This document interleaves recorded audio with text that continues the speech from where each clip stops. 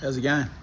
I thought I'd show you guys a video on how to how easy it is for this hydrolastic suspension in the Morris 1100s to change out, you know, when to change the hoses. People freak out a bit about them, and they're actually pretty simple. So when the hose buggers out, I'll show you these ones here. I've got sale.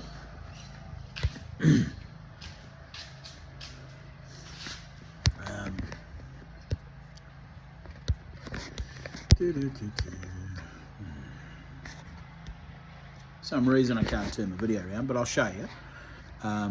These hoses start to give up. We can see them, they're starting to give up around here. But those there, that's just a crimp, right?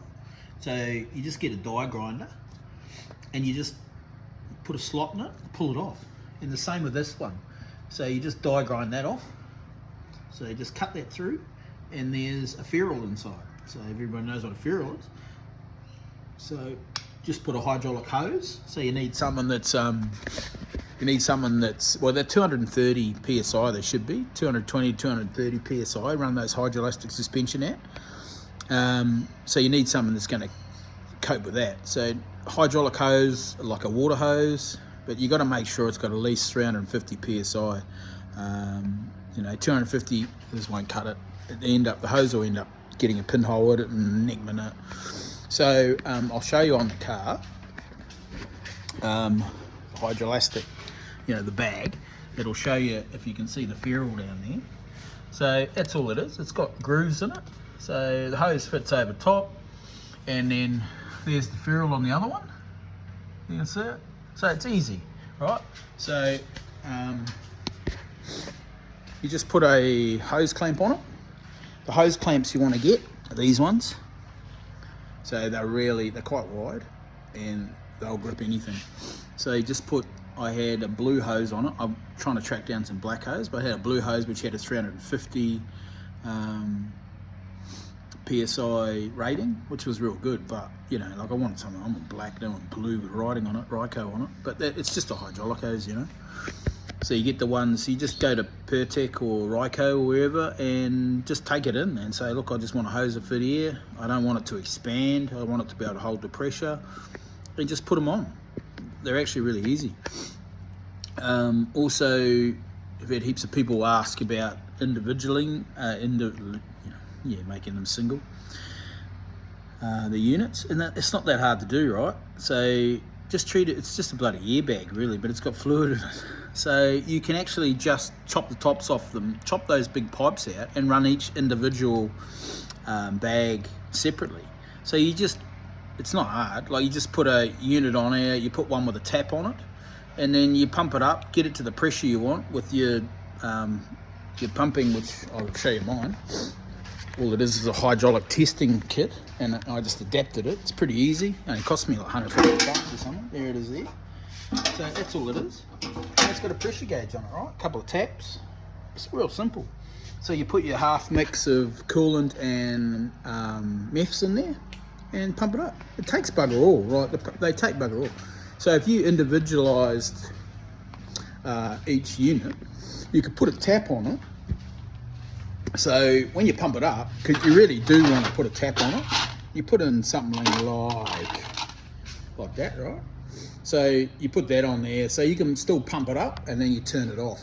So you want to be able to hold that pressure in, because when you're undoing it, it releases a bit of pressure. If you want it to be accurate, that's what you really got to do.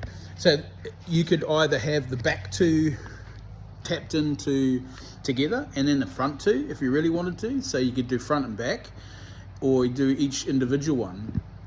The beauty of having it individually is if you have one fail, the other three ain't going to stuff out on you. Because how it happens at the moment, you got one hose go, the whole car's on the ground. And you know, if you've got wider tyres like this thing over here, or you got wider tyres, you're going to be scraping. I mean, they go right down, right? This one here, don't mind it's not going to have wide tyres soon, and the guard's been cut back out to put a new piece in, but yeah, that's what happens. So they're really not that hard, man. Like these are, you know, they're 50 years old and they're actually in pretty good nick. They're a Dunlop rubber.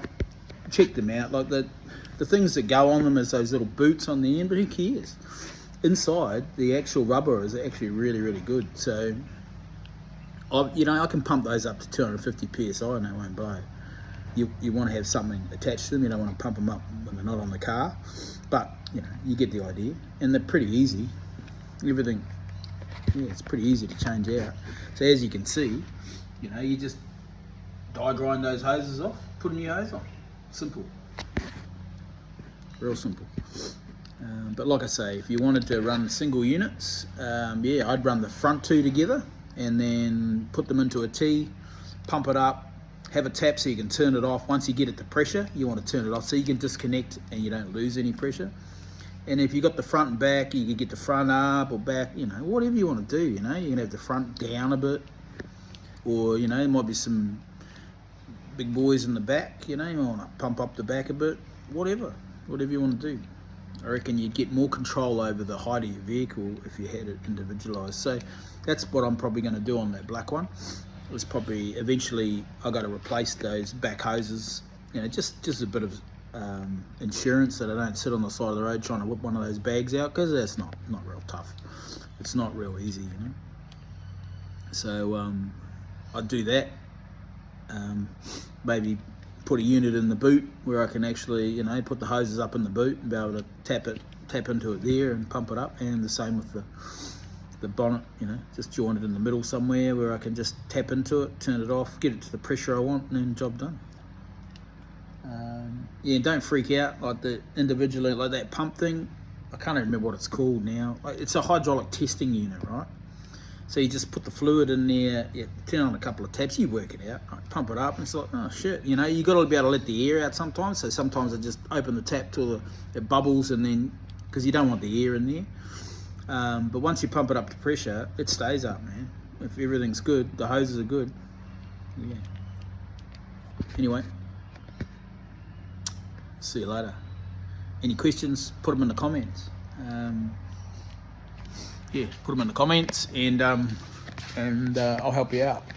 As you can see, I've got a few bits here and there, so I do all sorts of things here, like running new rubbers in the bottom of those. Like they put a rubber around here. It's only just for show, and they just use the just normal foam around it. It's ridiculous. It just stops the dust. I don't know what really it does.